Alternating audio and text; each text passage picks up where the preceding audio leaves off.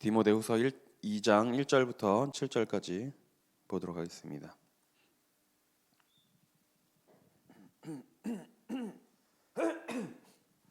디모데후서 2장 1절부터 7절입니다. 한 절씩 교독하겠습니다. 내 아들아, 그러므로 너는 그리스도 예수 안에 있는 은혜 가운데서 강하고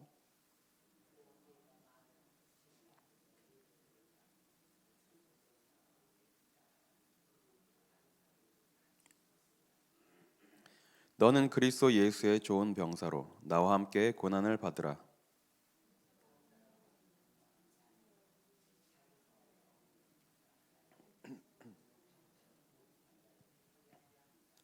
경계하는 자가 법대로 경계하지 아니하면 승리자의 관을 얻지 못할 것이며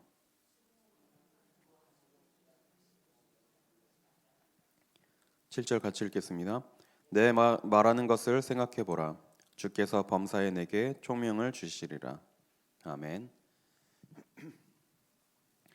항상 이런 말들을 많이 하죠. 요즘 어린아이들, 젊은 사람들 문제가 심각하다. 요즘 특히 이제 초등학생들 보면 초등학생들, 중고등학생들 보면 제가 자랐던 시대랑은 또 많이 다르더라고요. 또 우리 성도님들 자라던 그 어린 시절하고는 많이 다를 겁니다. 그래도 저는 잘못하고 뭔가 그러면 아버지께 엄청 매도 많이 맞고 많이 혼났습니다. 근데 요즘 아이들은 거의 맞지를 않더라고요. 특히 이제 학교에서도 체벌을 금지해서 선생님들이 아이들을 때릴 수도 없죠. 어떻게 뭐 벌을 주거나 이런 것도 할 수가 없는 시대가 되었습니다. 뭐 꼭 그것 때문만은 아니겠지만 그러다 보니까 요즘 어린아이들, 청소년들 부모님의 말을 참 안 듣는 것 같습니다.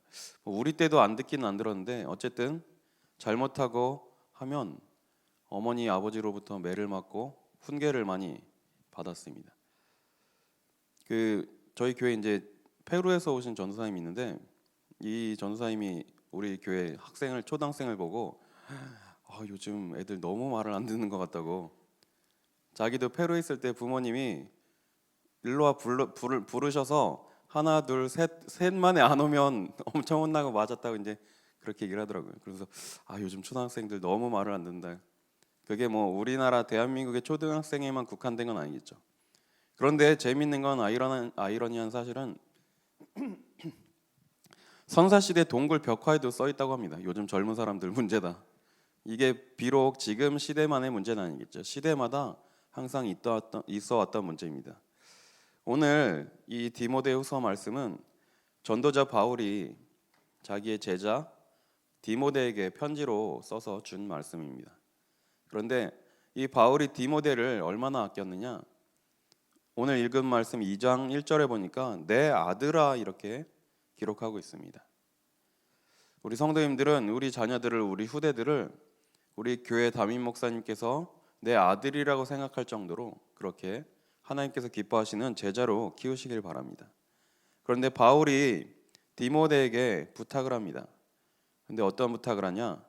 너는 그리스도 예수 안에 있는 은혜 가운데서 강하고, 우리는 날마다 예수 그리스도를 믿는 믿음 안에서 하나님 주시는 힘을 가지고 강하게 되는 축복을 누려야 될 줄 믿습니다. 그리고 2절에 보니까 또 내가 많은 증인 앞에서 내게 들은 바를 충성된 사람들에게 부탁하라. 그들이 또 다른 사람들을 가르칠 수 있으리라. 바울이 디모데를 제자로 세운 것 같이 또 디모데에게 가서 다른 제자들을 세우고 그들을 가르치라고 부탁하고 있습니다. 바울이 디모데에게 참 많은 가르침을 줬겠죠. 그런데 가장 중요한 것은 복음을 설명했을 것입니다. 그리고 내게 들은 바를 다른 사람에게 가르치라고 말씀하고 있죠. 내게 들은 바를 충성된 사람들에게 부탁하라. 우리 자녀들이, 우리 후대들이 또 많은 사람들에게 복음을 증거하고 하나님께로 돌아오게 하는 일에 귀하게 쓰임받는 제자들로 키워야 될 줄 믿습니다. 왜냐? 시대가 너무 악하여지고 문제와 어려움, 재앙과 재난이 계속해서 다가오기 때문입니다. 지금 호주 같은 경우도 산불이 제압이 되지 않아서 지금 많은 어려움을 겪고 있더라고요. 사람의 힘으로 도저히 해결할 수가 없는 문제들이 계속해서 끊임없이 일어나고 다가오고 있습니다. 그런데 우리는 이것을 해결하려고 노력하는 것이 아니라 예수 그리스도 안에서 날마다 복음을 누리며 하나님 주시는 힘을 얻고 이것을 누려야 될 줄 믿습니다. 그리고 바울이 또 디모데에게 무엇을 부탁하냐? 너는 그리스도 예수의 좋은 병사로 나와 함께 고난을 받으라. 여기서 병사라고 이렇게 기록하고 있는데요. 예전 성경에는 군사라고도 번역이 되어 있습니다. 그런데 이 시대의 군인은 우리가 생각하는 군인이랑은 조금 느낌이 다릅니다. 우리나라는 이제 징병제죠. 남자라면 누구나 국방의 의무를 다하고 군대에 가야 되지만 이 당시에는 쉽게 말하면 이제 고용된 군인들입니다. 돈을 받고 모집한 사람들의 그런 어떤 목적을 달성하기 위한 그런 군인들이었어요. 그런데 4절에 보니까 병사로 복무하는 자는 자기 생활에 얽매이는 자가 하나도 없나니 이는 병사로 모집한 자를 기쁘게 하려 함이라. 하나님께서 우리를 그리스도의 군사로 병사로 부르신 줄 믿습니다. 우리가 이 시대의 마지막 시대에 영적 싸움을 하기 위한 하나님의 영적 군인들로 부르신 것입니다. 그래서 우리는 나의 목적, 나의 어떤 그런 내가 바라는 것을 위해 사는 것이 아니라 병사로 모집한 자를 기쁘게 하기 위해서 살아야 됩니다. 우리는 날마다 하나님의 뜻, 하나님이 원하시는 것을 따라 살아야 될 줄 믿습니다. 그리고 디모데에게 경계하는 자, 또 수고하는 농부라는 이런 부탁을 하게 되죠. 하나님이 우리에게 주신 이 말씀대로 우리가 경계하는 자처럼 법대로 경계해야 될 줄 믿습니다. 우리가 마지막 때에 승리자의 관을 얻기 위해서 지금 이 시대에 하나님께서 가장 원하시는 일에 귀하게 헌신해야 될 줄 믿습니다. 또 그리고 우리는 이 시대에 복음의 씨앗을 뿌리는 농부입니다. 우리가 지금 뿌리는 씨앗들, 우리가 지금 하는 사역들이 지금 당장은 어떤 결과를 보여주지 않을 수도 있습니다. 그러나 우리가 뿌리는 이 복음의 씨앗은 반드시 열매를 맺게 될 줄 믿습니다. 그리고 수고하는 농부가 먼저 곡식을 받게 될 것이라고 이렇게 말씀하고 있습니다. 그래서 우리 성도님들은 하나님께서 우리를 군사로 또 경계하는 자로 수고하는 농부로 부르셨다는 것을 믿으시길 바랍니다. 그리고 하나님이 원하시는 이 방향 속으로 들어가며 하나님께서 인도하시는 이 인도를 따라 산다면 하나님께서 우리에게 주신 영원한 복을 누리게 될 줄 믿습니다. 그러면서 7절에 뭐라고 얘기하냐? 내가 말하는 것을 생각해보라. 주께서 범사에 내게 총명을 주시리라. 우리는 복음 안에서 하나님이 주시는 지혜를 누려야 될 줄 믿습니다. 왜냐? 3장에 보니까 디모데후서 3장에 마지막 때에 이러한 시대가 될 거라고 바울은 이렇게 기록하고 있죠. 3장 1절에 보니까 너는 이것을 알라. 말세에 고통하는 때가 이르러 사람들이 자기를 사랑하며 돈을 사랑하며 자랑하며 교만하며 비방하며 부모를 거역하며 감사하지 아니하며 거룩하지 아니하며 무정하며 원통함을 풀지 아니하며 모함하며 절제하지 못하며 사나우며 선한 것을 좋아하지 아니하며 배신하며 조급하며 자만하며 쾌락 사랑하기를 하나님 사랑보다 더하며 경건의 모양은 있으나 경건의 능력을 부인하는 이 같은 자들에게서 내게 돌아서라. 마지막 시대에 이렇게 시대가 악해질 것을 바울은 디모데에게 당부하고 있습니다. 그리고 8절에도 보니까 그들 중에 남의 집에 가만히 들어가 어리석은 여자를 유인하는 자들이 있으니 그 여자는 죄를 중히 지고 여러 가지 욕심에 끌린 바 되어 7절에 항상 배우나 끝내 진리의 지식에 이를 수 없느니라. 지금 나가보면 세상에 많은 사이비 단체, 이단 단체들이 많은 사람들을 미혹하고 있습니다. 번화가 나가보면 밤 10시, 11시 넘어도 그 하나님의 교회, 또 신천지, 여호와의 증인 이런 사람들이 나름 자기들의 그런 전도지 나눠주고 막 사람들을 이렇게 끌어가려고 애를 쓰고 있습니다. 그런데 지금 교회들은 전도를 놓치고 있죠. 신천지도 지금 많이 세력이 성장해서 예전에는 자기들이 신천지라는 걸 숨기고 활동했는데 지금은 이제 숨기지도 않습니다. 신천지라는 걸 이제 대놓고 활동하고 많은 사람들을 지금 미혹하고 있습니다. 이러한 시대에 우리는 깨어 있어야 되고 복음으로 무장해야 될 점이 있습니다. 요즘에는 이제 전화가 안 오긴 하는데요. 교회로도 전화가 되게 자주 오더라고요. 신천지에서 이제 전화해서 이제 지금 정강훈 목사님이 이렇게 하고 있는데 당신들이 한기총을 탈퇴해야 되는 거 아니냐라고 교회로까지 전화를 하더라고요. 그래서 이제 그 사람들에게 이제 얘기를 했습니다. 아니 혹시 뭐 목사님이십니까? 그랬더니 그냥 집사님이라 그러더라고요. 그래서 아니 집사님 정도 되시는 분이 남의 교회 전화해서 한기총을 탈퇴해라 말아 할 정도 그런 게 됩니까? 그랬더니 아니 뭐 그런 거 얘기할 수 있지 않냐. 그래서 뭐 신천지인 거 아는데 당신들 제발 교회 다니는 사람들 믿는 사람들 건드리지 말고 저 나가서 하나님의 말씀을 들어보지 못하고 복음을 들어보지도 못한 사람들에게 가서 제발 좀 전도하십시오라고 얘기를 했는데 안 듣더라고요. 뭐 당연히 안 들리겠죠. 이것처럼 지금 시대가 많은 사람들이 미혹하고 이단, 사이비, 우상 종교 단체들이 지금 사람들을 이렇게 끌어가려고 발악을 하고 있습니다. 이러한 시대에 우리는 복음으로 무장하고 많은 사람들을 옳은 길로 하나님께로 돌아오는 일에 우리가 헌신해야 될 줄 믿습니다. 그래서 지금 시대를 사는 우리들에게 또 주시는 말씀인데요. 3장 12절에 보니까 무릇 그리스도 예수 안에서 경건하게 살고자 하는 자는 박해를 받으리라. 우리가 이 시대에 복음을 붙잡고 예수 그리스도를 믿는 일이 쉬운 일만은 아닐 겁니다. 오히려 복음 전하다 보면 어려움을 당하고 이렇게 박해를 받을 수도 있습니다. 그리고 13절에 보니까 악한 사람들과 속이는 자들이 더욱 악하여져서 속이기도 하고 속기도 하나니 세상 사람들이 남을 속이고 이런 일로 이익을 취하고 성공하지만 또 자기도 속는 것인지 모르고 실패하고 무너지고 있습니다. 우리는 이러한 시대에 오늘 주시는 말씀을 강하게 굳건하게 붙잡아야 될 줄 믿습니다. 14절에 그러나 너는 배우고 확신한 일에 거하라. 너는 내가 누구에게서 배운 것을 알며.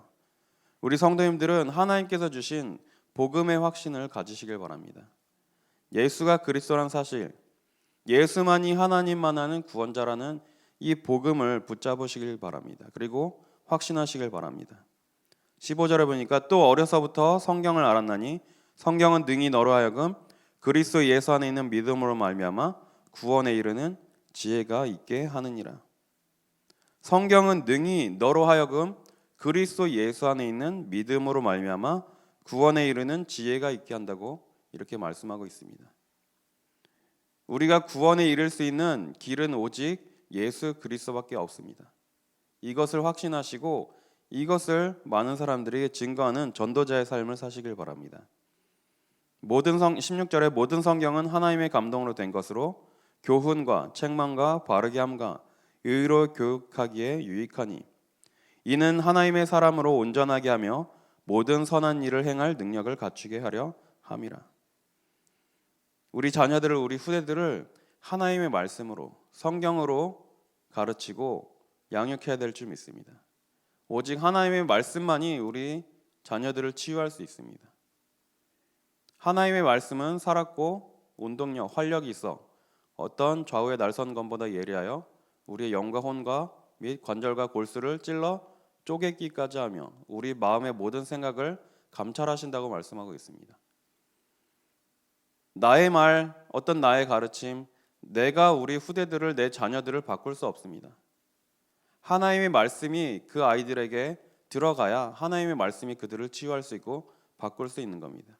그래서 우리는 우리의 자녀들, 우리 후대들을 하나님의 말씀으로 모든 성경은 하나님의 감동으로 된 것으로 교훈과 책망과 바르게 함과 의로 교육하기에 유익하다고 말씀하고 있습니다.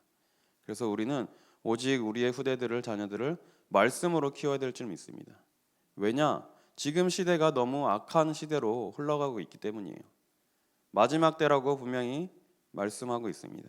이때 우리 후대들은 우리 자녀들은 복음 안에서 하나님 주시는 이 확신 가지고 승리하는 삶을 살게 될 줄 믿습니다. 그래서 우리는 날마다 다섯 가지 확신 속에서 이 세상 속에서 승리해야 될 줄 믿습니다. 다섯 가지 확신은 첫 번째로 우리가 날마다 구원의 확신을 붙잡아야 됩니다. 예수님을 그리스도로 믿고 예수님을 나의 구원자로 그리스도로 내 마음속에 영접한 자는 다 하나님의 자녀가 되는 것입니다. 그 누구도 이것을 바꿀 수 없고 끊을 수 없습니다. 하나님의 자녀가 되었고 구원받은 하나님의 백성이라는 사실을 날마다 확신하시길 바랍니다. 이것이 가장 중요하다고 생각합니다. 어떻게 보면 신앙생활의 근간이겠죠. 하나님 자녀의 신분과 권세를 놓치고 하나님의 자녀라는 정체성이 흔들리면 모든 것이 흔들리게 됩니다. 그런데 이 어지럽고 험난한 세상 속에서 구원받은 하나님의 자녀라는 확신을 붙잡는다면 그 어떤 상황 속에서도 승리하게 될 줄 믿습니다. 그리고 예수님께서 십자가에서 모든 문제를 해결하시고 우리의 죄를 완벽하게 해결하셨다는 사죄의 확신을 가지시길 바랍니다. 예수님께서 십자가에서 피 흘리시고 돌아가시면서 마지막에 하신 말씀이 다 이루었다라고 말씀하셨습니다. 그 말씀은 아담과 하와를 통해서 우리에게 들어온 원죄, 우리가 매일매일 짓는 자범죄, 또 우리 조상의 우상 숭배죄, 모든 죄를 완전히 끝내셨다는 말씀입니다. 그래서 우리는 죄인이지만 하나님께서 우리를 의롭다 하셨고 우리를 의인이라고 칭하셨습니다. 그 누구도 우리를 정죄할 수 없다고 말씀은 분명히 기록하고 있습니다. 제가 어떤 잘못을 하고 죄를 지었다 하더라도 법정에 가서 무죄 판결 나면 그 누구도 거기에 대해서 말할 수 없습니다. 설령 제가 진짜 죄를 지었다 하더라도 뭐 증거 불충분이라든지 여러 가지 그런 항목으로 무죄를 선언받으면 죄인이라 할지라도 죄가 없이 되는 겁니다. 뭐 실제로 그런 건 아니겠지만 우리도 하나님을 떠난 죄인이었지만 하나님이 우리를 의인이라 칭하시고 우리를 의롭다 하셨습니다. 그 누구도 우리를 송사하거나 고발할 수 없다고 분명히 말씀하고 있습니다. 날마다 사죄의 확신을 누리시길 바랍니다. 그리고 하나님의 자녀된 우리들에게 기도하면 응답하겠다고 약속하셨습니다. 날마다 기도 응답의 확신을 가지고 기도하시길 바랍니다. 이전까지는 너희가 아무것도 구하지 않았으나 내 이름으로 구하면 주겠다고 말씀하셨습니다. 그러면서 너희 기쁨이 충만하리라 말씀하시고 있습니다. 우리는 하나님의 자녀가 되었기 때문에 하나님께 기도할 수 있고 하나님께서는 우리에게 응답하겠다고 약속하셨습니다. 그런데 우리가 기도 응답이란 부분은 잘 생각해 봐야 되겠죠. 내가 원하는 것, 내가 뭔가 간절히 원하고 소망하는 것, 그것이 꼭 이루어져야지만 응답은 아닙니다. 우리 성도님들도 기도하는 기도 제목들이 있겠죠. 근데 어떤 것은 내가 바라는 대로 이루어지는 것도 있지만 아무리 기도해도 이루어지지 않는 것도 있습니다. 기도해서 이루어지지 않는다고 하나님이 응답하지 않으시는 게 아닙니다. 응답이 안 되고 이루어지지 않는 게 응답입니다. 바울이 자기의 질병을 놓고 3번이나 간절히 기도했습니다. 그 시대의 귀하게 전도자로 쓰임받았던 바울에게 심각한 질병이 있었습니다. 얼마나 그 질병이 괴로웠냐면 이것을 가시라고 표현했고 사탄의 사자라고 표현할 정도로 그 질병이 괴로웠던 것 같습니다. 그러면서 하나님께 간절히 이 병을 놓고 기도했지만 하나님이 그 병을 치유해 주시지는 않더라고요. 그러면서 뭐라고 말씀하시죠? 내 은혜가 너에게 족하다라고 말씀하십니다. 하나님은 우리에게 완벽한 계획을 가지시고 우리를 인도하고 계시는데 그 계획 속에서 여정 속에서 우리에게 오는 모든 그런 어려움과 문제들은 하나님이 우리를 인도하시기 위한 하나님의 방법인 줄 믿으시길 바랍니다. 요셉이 노예로 갔는데 이것이 하나님의 계획이라고 믿지 못한다면 어떻게든 하나님께 기도했겠죠. 하나님 제발 저를 이곳에서 나가게 해주시옵소서. 그런데 요셉은 한 번도 자기의 환경을 놓고 기도한 적을 보지 못했습니다. 요셉은 하나님의 계획 속에서 이렇게 인도받은 것입니다.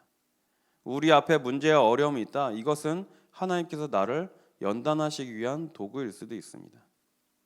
왜냐 우리는 문제와 어려움이 없으면 좋은 일만 있고 행복하다면 사실 하나님을 바라보지 않겠죠. 내 삶 속의 모든 인생의 여정이 하나님의 계획 속에 완벽하게 인도받음을 확신하시길 바랍니다. 그리고 우리는 기도 응답의 확신을 갖고 날마다 하나님께 기도하고 올바른 기도를 누려야 될 줄 믿습니다. 기도는 하나님과 함께함을 누리는 것입니다. 내 소원, 내가 원하는 것을 위해서 기도한다면 당연히 그것도 해야 되겠지만 종교 생활하는 자와 별반 다를 게 없어집니다. 마태복음 6장 33절에 뭐라고 말씀하셨죠? 너희는 먼저 그의 나라와 그의 의를 구하라. 그리하면 이 모든 것을 너희에게 더하시리라. 이 모든 것은 앞쪽에 나오는데요. 불신자들이 구하는 것을 말합니다. 먹을 것, 입을 것, 마실 것. 세상 사람들은, 하나님을 믿지 않는 사람들은 먹을 것, 입을 것, 마실 것을 구하지만 너희는 그것 이전에 하나님이 원하시는 것을 구해라. 그리하면 그들이 구하는 것은 다 더해주겠다고 말씀하셨어요. 그래서 우리는 날마다 기도 응답의 확신을 가지고 하나님이 원하시는 기도 제목을 붙잡고 기도해야 될 줄 믿습니다. 그리고 하나님께서 우리에게 승리의 약속을 주셨습니다. 마지막 때에 우리가 이 믿음으로 말미암아 넉넉히 이기게 하실 거라고 약속하셨습니다. 그래서 우리는 날마다 승리의 확신을 누려야 될 줄 믿습니다. 그리고 우리를 마지막 날까지 하나님이 함께 하시고 인도하겠다고 약속하셨습니다. 사도행전 1장 8절에도 세상 끝날까지 너희와 항상 함께 있을 것이라고 말씀하셨죠. 증인이 될 것이라고 말씀하시고 마태복음 28장 18절에서 20절에도 모든 권세를 예수님께 주셨다고 말씀하고 있어요. 그러면서 내가 세상 끝날까지 너희와 항상 함께 하겠다고 말씀하셨습니다. 그래서 우리는 하나님께서 나를 인도하시는 이 인도 속에서 하나님이 나를 지금 인도하고 계신다는 이 확신을 가지시길 바랍니다. 하나님은 우리의 과거, 현재, 미래까지도 완벽하게 예비하시고 우리를 완벽한 계획 속에서 인도하고 계신 줄 믿습니다. 그래서 오늘 하루도 이 5가지 확신을 누리면서 하나님 자녀의 신분과 권세를 풍성히 누리시길 바랍니다. 이 영적인 힘이 있을 때 영적인 이 싸움에서 승리하게 되고 많은 사람들을, 많은 제자들을 세우게 될 줄 믿습니다. 오늘 하루도 주신 말씀을 언약으로 붙잡고 승리하시기를 축원합니다. 기도하겠습니다. 하나님 감사합니다. 마지막 시대에 우리를 부르시고 이 복음을 많은 사람들에게 증거하게 하시니 감사드립니다. 하나님, 우리가 하나님께서 부르신 군사로, 또 경기하는 자로, 농부로 우리가 맡은 바를 감당하게 하여 주옵시고 우리에게 날마다 영적인 힘을 허락하여 주옵소서. 하나님 자녀의 신분권세를 날마다 누리며 복음 누리는 행복을 날마다 찾게 하여 주옵소서. 이제는 우리 주 예수 그리스도의 은혜와 하나님의 사랑하심과 성령님의 내주인도 역사 교통 충만케 하심이 하나님이 위에서 부르신 목적과 계획을 깨닫고 많은 사람들을 살리기 위하여 현장으로 나가는 우리 모든 성도님들 위해, 우리 늘 좋은 교회 위에 지금부터 영원까지 항상 함께 있을지어다. 아멘.